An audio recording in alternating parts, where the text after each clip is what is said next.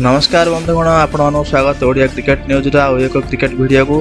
तो बंधुगण आज अपडेट रही जो जसप्रीत बुमरा आमर आउट होती दक्षिण अफ्रिका सीरीज विरुद्ध और वर्ल्ड कप विरुद्ध नि मोहम्मद सिराज को।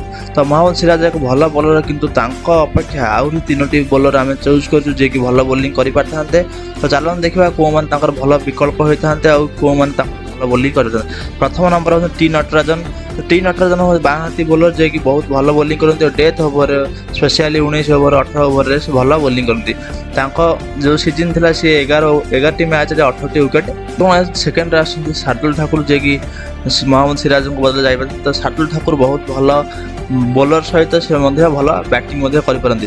तो T20 फॉर्मेट रे संपूर्ण 25 मैच खेलते जो 33 विकेट नहीं भल बैटिंग से करपारती। से एक ऑलराउंड रूप से परिचालना होती परिगणित होती।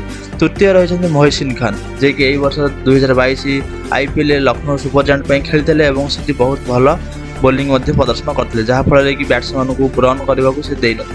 तो यहाँ सी संपूर्ण लखनऊ सुपर जायंट 9 मैच खेली 34 विकेट नहीं इकोनॉमी रेट रे से रन देते। तो बंधुगण ये हूँ तीनो विकल्प जे कि मोहम्मद सिराज स्थान में जाते साउथ अफ्रिका विरुद्ध खेलने। तो बंधुगण आप वीडियो केमी लगे आमको कमेंट कर जनाते। जब वीडियो आप फेसबुक देखते तो फेसबुक आम पेज ओडिया क्रिकेट न्यूज को लाइक करूँ। जब यूट्यूब देखते यूट्यूब आम चैनल को सब्सक्राइब करने भूलु ना। ये क्रिकेट न्यूज ओडिया देखा आम चैनल और फेसबुक पेज को लाइक और सब्सक्राइब।